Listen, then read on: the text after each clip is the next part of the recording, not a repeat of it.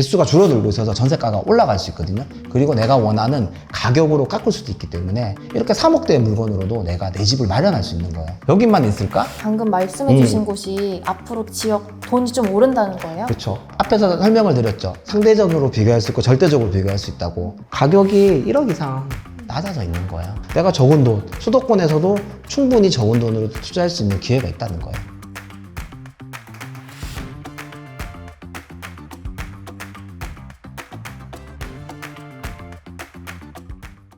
고객님, 제가 부동산 뉴스 최근에 봤는데 뭐 서울 매물이 엄청나게 역대급으로 늘었는데 거래량도 역대급으로 떨어졌다. 그거 봤어요. 근데 그러면은 그게 사람들이 집을 살 생각이 없다는 거잖아요. 그쵸. 그럼 집을 안 사면은 집값도 이제 떨어지는 건데 그럼 지금 집 살 시기가 아니지 않나? 그런 생각이 들었어요. 그냥 그런 걱정 드는 건 당연하죠. 근데 저 올해 투자했거든요. 올해 하셨어요? 예, 올해 했어요. 근데 사실 제가 올 초에 몸이 좀 많이 안 좋았어요. 마음도 되게 힘들었는데 근데 그 순간에 더 마음을 강하게 잡았거든요. 그래서 남들이 안 된다고 할 때 계속 살펴보고 안 될 거야 라는 지역까지 보면서 진짜 저평가된 걸 찾았고요. 그리고 이렇게까지 살 수 있을까 하는 가격을 샀어요. 얼마에 사셨는데요? 저는 평균 우리가 말하는 시세가 있잖아요. 시세보다 5천만 원 싸게 샀어요. 정말 싸게 샀죠. 그러니까 즉 사는 순간 저는 잃지 않고 어떻게 미쳤다. 보면 돈을 벌었어요. 보통 구매할 때 막 1,000만 원 깎느니 네. 많이 700만 원 네. 깎느니 하는데 5천을 깎았다고요? 예. 왜냐하면 남들이 안 보니까. 저 혼자밖에 그 시장이 없는 거예요. 그러니까 그런데 제가 왜 이렇게 확신을 가지고 있을까요? 저만의 가지고 있는 흔들리지 않는 투자 원칙이 있었거든요. 그래서 그 원칙 내에서 믿음이 생기니까 다들 힘들 거라는 시장에도 저는 과감하게 찾아봤고, 그리고 제가 배운 기준에서 저평가된 거, 즉 아까 말씀드렸죠. 가치가 있는데 그 가치보다 싼 가격을 찾은 거예요. 그러면 저는 투자를 하는 거죠. 그리고 시간이 걸리겠지만 결국은 가격은 그 가치를 따라서 가는 거라니까. 그래서 투자했어요. 제가 앞에서 열반 기초반 4번 들었댔잖아요. 열반 기초반에서 계속 강조하는 기준인 거예요. 원칙인 거예요. 그 원칙이 저평가인 거예요? 저평가를 찾아라? 여기서 그쵸, 저평가가 포함됐고 몇 가지 원칙이 있는데 너무 많이 얘기하면 어려울 수 있으니까 한 2가지 정도만 말씀을 드릴게요. 제가 제일 먼저 살펴보는 게 앞에서도 말씀드렸죠. 저평가, 싸게 산다고. 그러니까 저평가라는 건 뭐냐면 간단하게 얘기하면 이 자산, 이 가지고 있는 가치가 있어요. 고유의 얼마가 돼야 된다는. 그런데 그 가치보다 현재 사람들이 거래하고 있는 가격이 싸다는 거예요. 그러니까 저평가가 돼 있는 거죠. 그러려면 어떻게 해야 되냐면 자산의 가치를 먼저 제대로 알고 있어야 되거든요. 그래서 제가 밤늦게까지 스터디 카페에서 공부를 했던 게 그런 이유였거든요. 근데 그게 쌓이니까 정확하게 부동산의 가치를 알 수 있게 됐어요. 그러니까 가치를 알게 되니까 어떨까요? 가치 대비 가격이 싼지 비싼지를 정확하게 알잖아요. 그래서 저평가를 알았고, 그리고 그 저평가된 거를 남들보다 더 싸게 살려는 노력을 했어요. 그래서 제가 그걸 샀던 거고, 그래서 저희 첫 번째 원칙이 저평가예요. 저평가가 되지 않으면 사지 않는다. 그리고 두 번째는 결국은 저평가되고 가치 대비 가격이 낮잖아요. 그런데 어떻게 해야 되냐면 그 가치를 찾아갈 때까지 가격이 시간이 걸리잖아요. 기다릴 수 있어야 돼요. 기다리지 못하면 아무리 가치 대비 가격이 낮다 하더라도 내가 원하는 수익을 가져올 수 없는 거잖아요. 근데 대부분의 분들이 그 시간을 못 기다리고 그냥 팔아버려요. 그 이유가 뭘까요? 이 물건에 대한 가치에 대한 확신이 없기 때문인 거예요. 그래서 저는 확신을 먼저 가졌고 그 뒤에 제가 가진 확신을 믿고 기다리는 시간을 가졌어요. 그래서 저는 저평가된 물건을 찾고 투자했다면 가치의 가격이 찾아갈 때까지 믿고 기다릴 수 있어야 된다 생각하거든요. 그게 저의 두 번째 원칙이에요. 기다림. 그러니까 살 가격이랑 팔 가격을 미리 생각을 해 놓는다는 맞아요. 말인가요? 맞아요. 약간 그거 같아요. 저는 이제 부동산이랑 예를 들 순 없지만 저 마트 자주 가거든요. 마트 가면 이제 시금치가 뭐 이날에는 4,000원이고 이날은 2,000원이고 이렇게 보면서 대충 물가를 알잖아요. 그래서 이때는 좀 비싸네 하면 저 안 사고 이거 좀 싼데? 약간 저평가됐는데? 그러면 사고 그러거든요. 페퍼님 잘하겠는데? 그런 의미인 거죠? 맞죠, 맞아요. 그러니까 내가 정확하게 평소에 얼마만큼의 가격인지 알면 그게 가치가 나오잖아요. 그런데 가치는 상대적이긴 한데 왜 상대적이냐면 물건은 하나인데 살 사람이 많으면 가격이 올라가잖아요. 근데 가치는 그대로인데 그럼 내가 비싼 돈을 주더라도 울며 겨자 먹기로 사야 되는 거고 살 사람이 적으면 가격이 떨어져 있잖아요. 그러면 필요한 사람만 사는 거예요. 근데 내가 제대로 가격을 알고 있다고 하면 비쌀 때 꼭 안 사도 돼 하는 마음이 있어. 조급하지만 않으면 쌀 때 또 살 수 있잖아요. 그래서 가치를 제대로 아는 게 진짜 중요한 거예요. 그러니까 많이 봐야겠네요. 그렇죠. 그러면은 저평가를 많이 봐야 되고 막 살 가격, 팔 가격 알아야 된다. 그게 투자 원칙이다라고 하셨는데 솔직히 시장 상황이나 아니면 개인적인 상황에 따라서도 좀 달라질 것 같은데 저한테도 적용이 되는 거예요?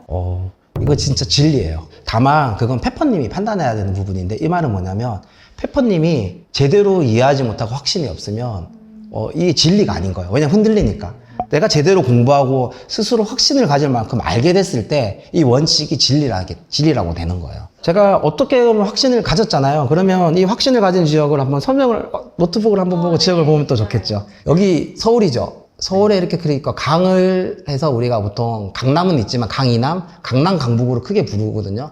여기에 보면 이렇게 크게 강남이라고 우리가 사람들이 일을 많이 하는 지역. 여의도, 여기 이제 종로, 중구 쪽에 있는 이게 일자리가 커요. 여기에 접근이 좋아야 되잖아요. 여기에 보면 강북 쪽에 동대문이라는 데가 있거든요. 근데 동대문 좀 낯설 수 있는데 청량리라고 하면 좀 이해하실 거예요. 그리고 최근에 기사에서 이문의 청약 분양 막 나온다. 거기가 살았었어요. 아, 여기 살았어요? 외대 쪽 주변 이런 데. 여기 예전의 모습하고 많이 달라졌거든요. 그러면 어떻게 볼 수 있냐면 확대해 볼게요. 일단 여기는 1호선과 경의중앙선 5호선을 통해서 환승이 가능하죠. 강남, 여의도, 여기까지 5호선 통해서 쉽게 갈 수 있는데요. 그러니까 일단은 제가 앞에서 말씀드렸죠. 거주 접근성, 직장의 접근성이 좋은 거예요. 그런 지역에 이제는 어떻게 되냐면 이렇게 보시면 반듯반듯한 아파트 보이죠? 여기에 레미안 이름 붙으면 어떨까요? 새 아파트, 좋은 아파트죠. 뭔가 좋아 보여요. 그렇죠. 엄청 큰 평지에 이렇게 새 아파트가 들어오고 있는 거예요. 그리고 여기에 청량리 롯데캐슬 이런 거 보이죠? 네네. 주상복합. 엄청난 주상복합. 진짜 딱 가보는 순간 와 하는 그런 모습이 되거든요. 저기 그 CGV 있는 데예요? 맞아요. 저 가봤어요. 그리고 엄청 좋죠. 네. 그리고 여기 이제 우리가 GTX라고 들어보셨죠? 여기가 GTX가 지나가는 역이에요. 그러면 교통이 더 좋아지겠죠. 아파트, 즉 환경이 좋아진 데다가 교통까지 개선되는 쪽. 정말 좋은 지역이에요. 이런 지역이 새 아파트들이 들어오면서 그리고 상대적으로 이렇게 좋은 위치임에도 불구하고 청량리 이런 데 낡았잖아요. 정론동 이런 데도 개발되기 전에는 낙후된 지역이었거든요. 이런 편견이나 인식이 강하니까 되게 싸게 저평가돼 있었어요. 그게 작년만 올 초까지 그런 모습이었거든요. 지금도 비싸다는 건 아닌데 정말 쌌던 시기가 있었어요. 이런 모습을 갖췄는데 그러면 제가 과거 얘기를 하잖아요. 그러면 페퍼님이 궁금한 거는 지금 어디냐잖아요. 지금. 그러면 아까 얘기했던 평촌이죠. 평촌 아까 제가 앞에서 잠깐 설명드렸던 여기 새 아파트 들어오고 있죠. 네. 새 아파트가 있죠. 여기도 새 아파트가 후분양이라서 이제 입주를 시작해요. 11월에. 그럼 어떻게 될까요? 그리고 옆에 붙어있는 우왕에도 이렇게 새 아파트들이 들어오고 있는 거예요. 즉 근데 새 아파트인지 네이버 지도에서 알 수 있어요? 네이버 지도를 한번 들어가 볼까요? 그러면 여기는 네이버 지도인데 네이버 지도에서 새 아파트를 할 때는 확대해 보면 이런 말이 나오고 그리고 네이버 지도가 어려운 분들은 더 직관적으로 할 때는 기존의 아파트를 찍어 볼게요. 기존의 아파트를 찍으면 이렇게 네이버 부동산 있죠. 여기를 들어가져요. 여기를 들어가서 분양권을 찍으면 돼요. 그러면 어떻게 되냐면 이렇게 새 아파트만 나오는 거예요. 이렇게 해서 그리고 여기에 몇 년도에 들어오겠다. 그리고 얼마의 가격이네? 그리고 얼마나 들어올까? 여기 보통 2000세대, 2000세대, 300세대. 이것만 합쳐도 6000세대가 되겠죠. 그리고 여기는 어떨까요? 보이죠? 엄청 많아요. 여기 5000세대죠. 만 세대가 넘게가 들어오겠죠. 그러면 기존에 살던 사람이 있는데 거기에 이제 점점점 아파트가 들어오니까 즉 앞에서 살펴봤던 새 아파트가 들어오니까 살려는 사람보다 살 수 있는 물건이 많아지니까 가격이 싸지는 거예요. 그래서 평촌은 새 아파트도 싸고요. 그리고 기존에 있는 아파트는 낡았지만 제가 환경이 너무 좋댔죠. 학교가 좋고 그리고 교통도 가깝고 여기 뭐 예를 들면 이런 아파트가 있어요. 무리가 부담이 되시니까 평수를 확 줄여볼게요. 그러면 이렇게 5억대 아파트가 있다. 5억대 아파트가 있어요. 그러면 여기가 24평이거든요. 방 3개짜리. 우리가 말한 24평. 그러면 가격이 지금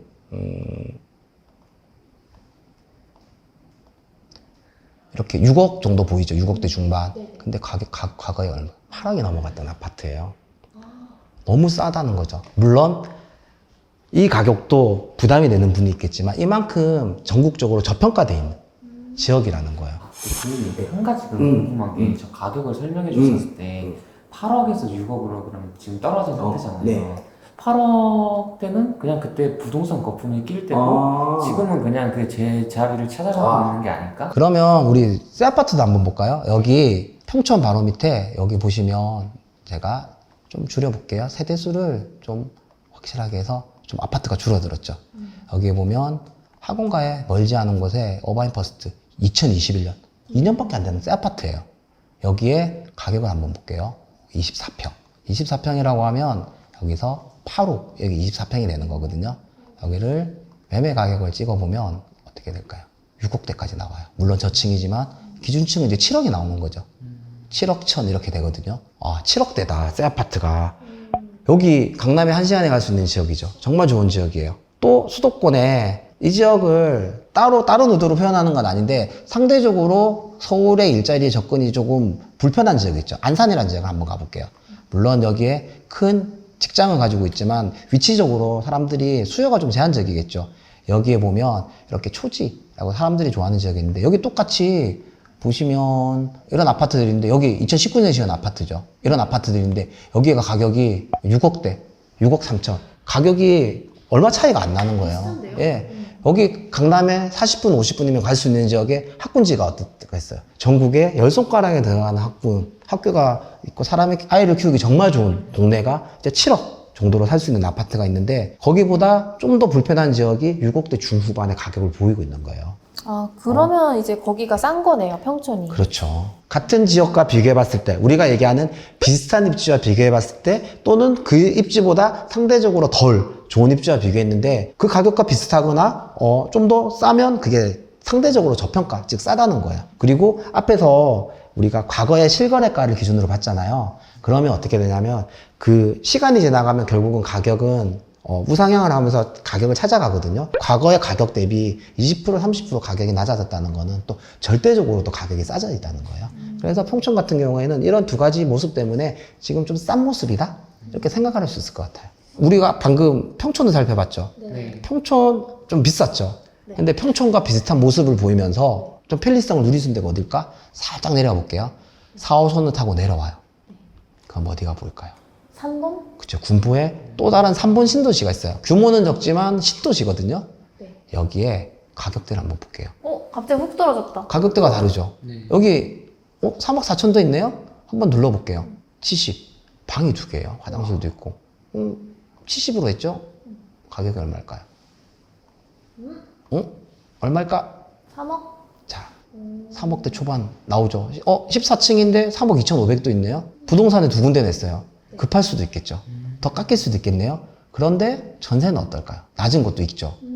그런데 최근에 거래를 한번 볼게요. 2억이 다 넘어갔죠. 네. 여기 보시면 전세 가격이 계속 들락날락 거리지만 실제로 전세 개수가 줄어들고 있어서 전세가가 올라갈 수 있거든요. 그리고 내가 원하는 가격으로 깎을 수도 있기 때문에 이렇게 3억대의 물건으로도 내가 내 집을 마련할 수 있는 거예요.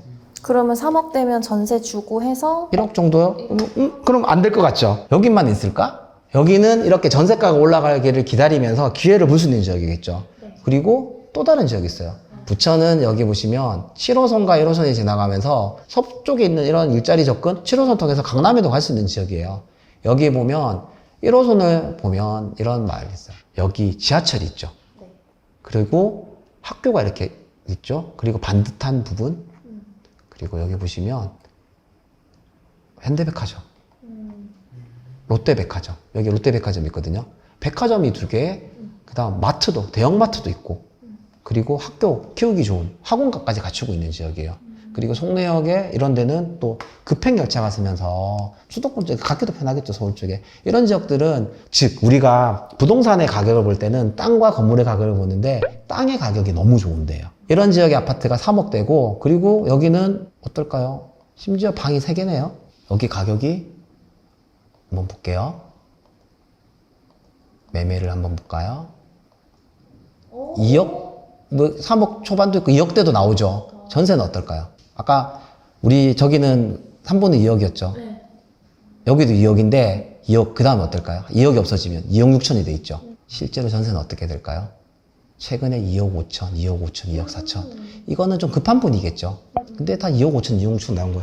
3억 2천에 2억 6천. 방금 말씀해주신 곳이 앞으로 지역 돈이 좀 오른다는 거예요? 그렇죠. 앞에서 설명을 드렸죠. 상대적으로 비교할 수 있고 절대적으로 비교할 수 있다고. 일단은 절대적으로 봤을 때 여기가 가격이 어디까지 갔을까요? 4억이 다 훌쩍 넘어갔던 5억까지도 갔었네요. 평균적으로 4억대. 그런데 가격이 1억 이상 낮아져 있는 거예요. 즉 여러 가지 시장 상황이나 사람들의 어떤 심리 그런 부분 때문에 사지 않는 모습이잖아요. 네. 사람들이 사지 않으니까 가치 대비 가격이 낮아져 있는 거거든요. 그런데 시간이 지나면 어떻게 될까요? 결국은 가치를 찾아가잖아요. 그러면 이전의 모습처럼 충분히 가격이 올라가는 거고 내가 적은 돈, 수도권에서도 충분히 적은 돈으로 투자할 수 있는 기회가 있다는 거예요. 지금 제가 부천이나 삼본을 말씀드렸겠지만 시간이 지나면 좀 더 좋은 지역도 이렇게 전세가가 올라가고 매매가가 계속 비슷한 모습을 보이면 어떻게 될까요? 적은 돈으로 할 수 있는 곳들이 점점 늘어나게 된다는 거죠. 그러면 이렇게 투자를 하고 수익까지 내려면 어느 정도 시간이 걸리는 거예요? 저는 그렇게 말씀드리겠어요. 언제가 될지는 아무도 모른다. 예, 그거를 예측하는 거는 잘못됐다고 보고요. 중요한 거는 그 가치에 따라서 가격이 분명히 올라간다는 거거든요. 그리고 지금 서울은 수도권은 점점점 시간이 지나면서 어떻게 되냐면 입주 물량이 점점점 새 아파트가 들어오는 게 줄어들고 있어요. 거대한 그 시장에 새 아파트가 줄어들면 어떻게 될까요? 살기 좋은 낡은 아파트 쪽도 사람들이 계속 이제 몰려들기 시작한다는 거거든요. 전세 가격이 올라가겠죠? 전세 가격이 많이 올라가면 어떻게 될까요? 매매 가격이 올라가겠죠. 그게 반복되는 거예요. 그럼 지금 해야겠네요. 지금 하면 안 되고 지금 그 준비를 해야 되는 거죠. 그러려면 내가 조급하게 하는 게 아니라 공부를 해야 되는 거예요. 저도 좀 생기고 싶은데 이제 어떻게 해야 돼요? 바로 그냥 다른 지역 가서 하기도 모르겠고 매일 할 수 있는 게 있을까요? 페퍼님이 너무 많은 걸 하라고 하면 힘들 것 같으니까 못해. 어려운 게 아니라 간단한 거 한 3가지 정도만 한번 해볼게요. 우선 하루에 1시간만 일단 해보세요. 뭐냐면 페퍼님이 사는 집 근처나 회사 근처, 여기 강남 쪽이 될 수도 있을 거고 왜냐면 집 근처가 좋겠죠. 집 근처에 하루에 1시간 정도 퇴근을 하고 가면서 아니면 주말에 그쪽에 큰 길을 한번 걸어보세요. 여기에 어떤 사람들이 살기 좋아하는 편의시설들이 갖춰져 있지? 그 편의시설에 사람들은 자주 이용할 수 있는 위치가 될까? 두 번째, 즉 임장을 하는 거죠. 그리고 아파트로 들어가면 밀집된 아파트로 들어가서 여기에 사람들이 좋아하는 아파트 안에 들어가 보면서 여기 왜 이 동네를 좋아할까? 좋아할 만한 이유를 찾는 거예요. 근데 진짜 잘 안 보이거든요. 그런데 이렇게 하라는 이유는 뭐냐면 현장에 나가서 걸어보는 습관을 키우라는 거예요. 지역을 익히는 거죠. 그렇게 하루에 1시간씩 해보는 거고요. 그리고 두 번째는 내가 이 아파트가 비싼지 싼지 모르고 감이 없잖아요. 그러면 하루에 시간을 평일날 월요일은 집 동네, 집 앞을 걸어보고 화요일도 걸어보고 수요일에는 그 내가 가본 아파트의 가격을 이제 보면서 가격을 익혀 나가는 거예요. 그렇게. 그럼 하루에 1시간씩 계속 할 수 있죠. 그리고 마지막에 해야 되는 거는 이것들을 내가 제대로 된 이렇게 습관이나 감을 익히고 나서 이제는 제대로 배우기 위한 강의를 들어서 하루에 1시간이라도 온라인 강의를 수강을 하는 거예요. 이렇게 내가 간단하게 할 수 있는 것부터 하면 이제 뭘 해야 되는지가 구체적으로 방향이 나오고 이제 방법을 익히게 되고 그리고 자신감이 붙고 그리고 어느덧 나의 습관으로 잡혀 있거든요.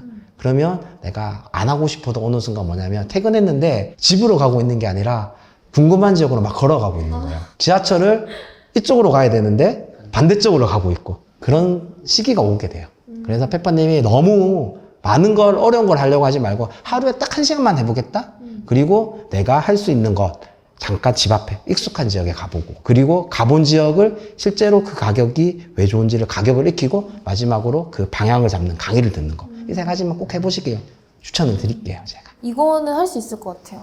이거는 퇴근 전이나 후에 다 왜냐면 저 산책하는 거 진짜 좋아해가지고 근데 좀 추워지긴 했는데 그러면 또 다양한 방법이 있어. 추워지면 또 우리가 또 거기에 맞는 장갑을 끼고 그리고 하루에 1시간이잖아요. 네. 하루에 1시간에 핫팩 손에 꽉 끼고 1시간에 즉 너무 힘들어지기 전까지만 딱 하고 왜냐면 초반에 안 익숙한데 2시간, 3시간 하게 되면 또 지치거든요. 그러니까 재미가 없어지면 안 되니까 내가 1시간만 딱 해보시면 돼요. 네. 지금도 하고 계세요? 꼬이님? 저는 지금도 퇴근하고 만약에 시간이 되면 주변에 물론 다 가본 지역이지만 한 번 가본 지역이라고 안 가보면 안 되거든요. 왜냐면 새 아파트도 들어오고 상가도 바뀌고 모습이 바뀌잖아요. 그래서 저는 주말에도 시간이 되면 지방도 가고 최근에 또 광주도 갔었어요. 광주도 가보고 근데 보이님 아까 집이 10채도 넘게 있으시고 지금 자산이 20억이 넘어가시는데 솔직히 엄청 부자잖아요. 근데 왜 또 아직도 이렇게 열심히 하고 계신 거예요? 솔직히 진짜 처음에는 그냥 부자만 되고 싶었거든요. 부자만 되고 싶은데 그게 대단한 꿈이잖아요, 그것도. 그래서 꿈을 이루기 위해서 진짜 미친 듯이 노력했고 그냥 돈을 모으기 위해서. 그래서 조금씩 목표에 갔어요. 그래서 당연히 자산도 늘어났겠죠. 그래서 제가 1억, 2억, 3억 제가 기존에 가졌던 것보다 더 많이 늘어나면서 10억이라는 돈이 왔을 때 너무 좋았거든요. 너무 행복했어요. 진짜 와이프랑 껴안고 울기도 하고 막 너무 좋았거든요. 그리고 또 그렇게 노력하고 20억이라는 돈이 다가오니까 좋았는데 그때 감정이 조금 다른 거예요. 그게 뭐냐면 미묘한데 돈 이상의 뭔가 가치가 있지 않을까? 이게 어떤 의미냐면 자산이 생기니까 내가 좋아하고 행복한 일을 할 수 있겠다? 그런데 그 행복한 일이 뭘까 하니까 제가 공부를 하고 자산을 쌓아가면서 함께 했던 동료들 그리고 저를 배움의 길로 알려주고 계속 안내해줬던 그 위에 저희 멘토도 있잖아요. 알려줬던 분들의 모습이 떠오르는 거예요. 그리고 제가 그 모습을 따라가면서 저의 목표를 이루는 모습을 같이 이룰 수 있도록 알려줄 때 너무 행복한 거예요. 미묘한 가치, 이상의 뭔가 아까 돈 이상의 가치가 뭔지가 떠오르는 거예요. 그러면서 저와 같은 예전에 많은 분들, 또 페퍼님, 그리고 이제 포유님 같이 많은 분들이 행복해지고 진짜 원하는 목표에 갔으면 좋겠다는 생각을 진짜 진심으로 하거든요. 그러려면 제가 더 많이 알아야 되잖아요. 더 많이 배우고 더 많이 노력해야 되고. 그래서 지금도 이전보다 더 힘들게 더 노력하고 있는 것 같아요. 그러면 저도 원하는 목표에 가지만 또 저처럼 많은 분들이 또 웃으면서 행복하다고 느낄 수 있을 것 같아요. 저는 되게 그 모습 보면 진짜 즐거워요. 진짜. 이제는 그런 돈에서 아예 벗어나서 본인의 인생의 즐거움을 좀 찾고 계시는 것 같아요. 맞아요. 저도 그런 꿈을 좀 가져보고 싶은데 아까 말씀하신 세계 하루 1시간 걷고 아파트 들어가 보고 내가 가본 아파트 시세를 좀 한번 알아보고 그거를 매일 할 수는 없을 것 같아요. 왜냐면은 그렇죠. 솔직히 혼자서 운동하는 것도 힘든데 PT가 괜히 있는 게 아니잖아요. 그러니까 막 혼자서 이거 할 수 있을까? 그런 생각이 드는데 그래요. 아까 PT 얘기했잖아요. 혼자서 할 수 없으니까 PT라는 환경을 만들고 그게 이제 우리가 말하는 강의라는 강제적인 환경을 만드는 거거든요. 그런데 운동은 혼자를 하지만 PT를 받더라도 나중에 혼자 하지만 여기 월부 강의는 앞에서도 말씀드렸듯이 좋은 게 있어요. 동료와 함께 할 수 있다는 거. 그러니까 같은 목표 달리는 사람들이 있잖아요. 그러니까 그 사람들이 있으니까 나도 지치지 않고 힘을 낼 수 있는 거거든요. 물론 그 중에 포기하는 사람들도 있어요. 사라지는 동료 보면 되게 마음 아프거든요. 왜 사라져요? 내가 저 멀리 있는 목표가 있는데 그걸 이루기 위해서 매일매일 해야 되는 것들. 제가 처음에는 1시간이라고 얘기했죠. 근데 그 시간이 1시간으로 부족하겠네? 느끼게 되거든요. 2시간, 3시간, 4시간, 5시간이 늘어날수록 내 몸은 힘들죠? 내가 해야 되는 일은 그대로 있는데 또 다른 일을 해야 되는 거예요. 몸이 지쳐요. 그리고 막연한 꿈, 그걸 이루기 위해서 중간에 목표를 설정을 안 해놓으니까 지치게 되는 거예요. 그러면서 내려놓게 되거든요. 제가 21년? 2년 좀 전에, 그러니까 10억 달성을 하고 나서 그때 카페에 글도 올렸었거든요. 광주를 그때 제가 다시 갔어요. 제가 광주를 되게 좋아해요. 그 이유는 뭐냐면 첫 번째 저의 발걸음을 갔던 데고, 그래서 제가 힘들 때마다 제가 처음 걸었던 그 길을 똑같이 걸어보거든요. 역에서 내려서. 그러면서 약간 힘을 다시 얻는데, 거기에 갔었는데, 거기 우연히 예전에 같이 공부했던 동료를 만났어요. 근데 방금 말씀드렸죠. 사라졌던 동료 분이세요.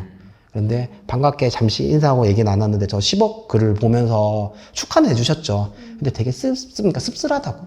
계속 내가 이 삶을 샀는데 그때 그 모습이 후회하면서 두고두고 계속 마음이 안 좋다는 생각, 그 얘기를 들으면서 너무 그때 좀 저도 마음이 안 좋았거든요. 근데 페퍼님도 지금 포기하잖아요. 그럼 똑같은 삶을 사는 거예요. 진짜 딱 한 번만 진심으로 말씀드리는데 말로만 하지 말고 진짜 진심으로 이게 마지막 기회라고 한번 행동을 해봤으면 좋겠어요. 제 삶의 목표가 후회 없이 사는 거긴 해요. 근데 계속 후회가 남네요, 뭔가. 그럼에도 불구하고 내 집 살 수 있을까? 될까? 그 원칙이 될까? 계속 그런 불확실성이. 그러면 하나만 물어볼게요. 그러면 페퍼님은 행복이 뭐라고 생각해요? 소소한 행복이요. 페퍼님이 생각하는 소소한 행복. 저는 사랑하는 사람이랑 우리 집에서 따뜻하게 저녁 시간 보내는 거? 여기서 페퍼님이 사랑하는 사람, 우리 집에서 있잖아요. 우리 집이 소소한 것에 해당할까? 페퍼님이 정의하는 소소한이 생각보다 많은 노력과 많은 돈이 들이면서 필요한 부분이에요. 페퍼님 지금 상황을 객관적으로 봐야 돼. 페퍼님 처한 현실이 방금 소소한 행복이란 부분과 얼마나 이상과 괴리가 있는지를 봐야 돼요. 아마 막연할 거예요. 다시 또 막연해졌을 것 같아. 근데 저 진짜 막막했거든요. 근데 진짜 막막했는데 지금 막막함이 확실한 걸로 바뀌었잖아요. 그래서 제가 페퍼님 보고 해보라고 하는 거예요. 맞아. 우리 집이 없어요. 소소한 행복을 누리고 싶은데 우리 집이 없어요. 그러면 또 막 다시 계속 원점으로 돌아가요. 솔직히 부동산 들어가는 거 여전히 무섭고 네이버 부동산 보이님 없으면 저 혼자 하기 힘들 것 같아요. 현장에 가는 것도 무섭고 가서 난 산책만 하고 올 것 같아요. 의지가 여기까지 올라와 있는데 그럴 때는 이제 어떤 얘기를 제가 마음에 새기면 좋을까요? 맞아요. 저도 너무 방금 공감을 하는 게 광주에 그때 갔을 때 처음 부동산 예약하고 그 부동산 사장님한테는 제가 정말 죄송한데 나중에 제가 한번 사과를 드렸었거든요. 다시 뭐냐면 예약을 하고 무섭잖아요.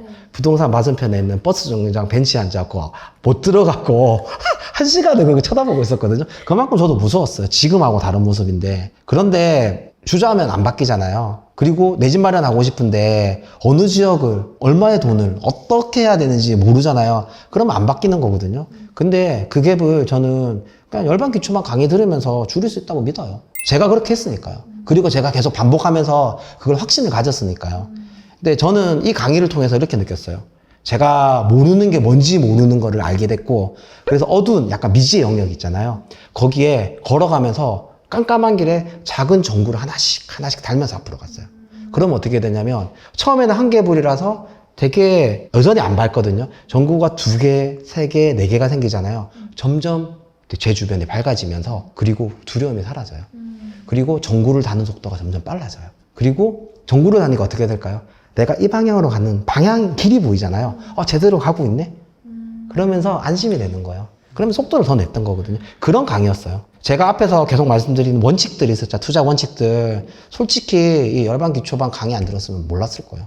그러면 제가 계속 막연하게 부자가 되고 싶은 마음에서 어떻게 했을까 생각해 보니까 저 계속 투기하고 있었을 것 같거든요. 투기. 그 투기가 성공할 수도 있지만 망할 수도 있잖아요. 그런 상황이 됐을 수도 있어요. 그래서 페퍼님 그래요. 뭐든 시작할 때 제대로 해야 돼요. 그러니까 첫 전구 다는 게 진짜 어려운데 그거를 진짜 제대로 해야 된다. 그러니까 첫 단추 잘못 꽂으면은 완전히 엇나가잖아요. 그런 입장에서 계속 그 강의 얘기도 해주시고 경험을 얘기해 주시는 것 같은데 이제 좀 와닿는 것 같아요. 네, 아까 처음에 왔을 때는 제가 막 막연하고 뭐 살 수 있을까 말까 그랬는데 지금은 해야겠구나 그런 생각이. 이제 솔직히 페퍼님 아직까지 강의 돈 쓰는 거 돈 아깝다고 생각 들죠? 솔직히 아직 아깝긴 해요. 왜냐면은 그 돈으로 뭐 맛있는 거 먹을 수도 있고, 네, 좋아하는 거 살 수도 있고 한데. 근데 저는 그렇게 생각해요. 그걸로 페퍼님이 얼마를 더 돈을 벌 수 있지 생각해 봤으면 좋겠어요. 관점을 좀 다르게 해야 돼요. 지금 이 돈을 쓰는 게 되게 아까울 수 있는데 돈을 쓴다가 아니라 40살, 50살, 60살을 페퍼를 위해서 투자한다고 생각을 해야 돼요. 이게 선택은 페퍼님 몫이긴 하거든요. 네. 그런데 앞에서 제가 말씀드렸죠. 30살에 페퍼님한테 제가 해드렸던 말. 그 말을 떠올려 보세요.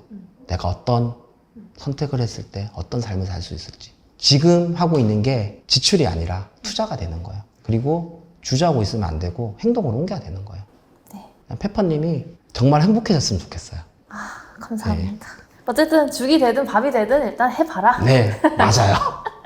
일단 부딪혀보자. 부딪혀보자. 네. 그러면서 인생 계획도 한번 짜볼게요, 제가. 네. 네. 그 계획을 짜면서 내가 진짜 원하는 꿈이 뭔지, 내가 진짜 바라는 행복은 뭔지, 그리고 그걸 위해서 어떤 과정이 필요한지까지 잘 그려보시면 좋을 것 같아요. 그러면 알겠습니다. 진짜 막연한 게 아니라 진짜 꿈이 현실이 된다고 상상이 아니라 현실이 되는 거를 느끼게 되실 거예요. 제가 가슴이 약간 웅장해졌어요. 문장까지?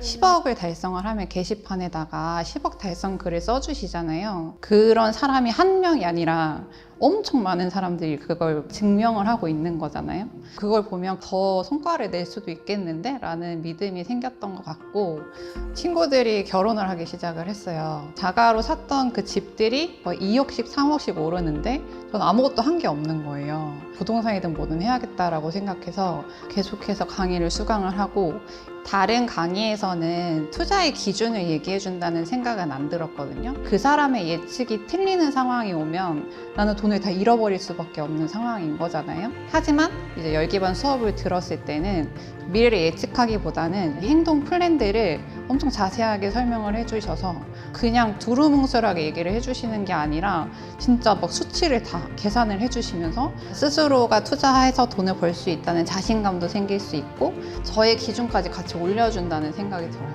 이 강의는 뭘 사라고 찍어주는 강의는 아니다. 내가 왜 투자를 해야 하는지 그 이유를 설명을 해주고 방법을 알려주는 강의이기 때문에 내 인생이 바뀔 수도 있는 기회를 놓칠 수도 있는 거니까 한번 들어보면 좋겠다라고 얘기를 할 거예요.